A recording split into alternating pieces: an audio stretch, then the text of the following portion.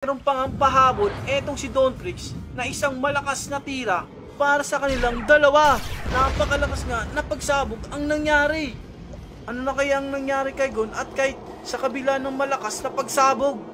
Yumanig nga ang buong paligid kung saan sila naglalaban dahil nga sa attacking ngayon na gawa ni Dontrix. Ngunit ang akala natin ay baliwala lang kay Dontrix ang mga pag-atake ni Gon.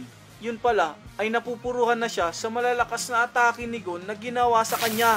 Balik nga tayo sa ginawang atake ni Dontrix. Makikita nga natin na wasak nga ang kabilang bahagi nito kung saan sila naglalaban. Kahit sa malayong bahagi ng Dark Continent ay kitang kita ang bakas at matinding laban na nangyayari kung saan sila naroon.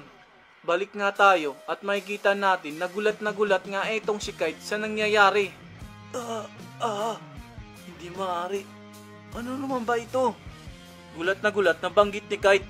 At dito naman tayo kay Gon na sa kabila ng pagsabog na pag-atake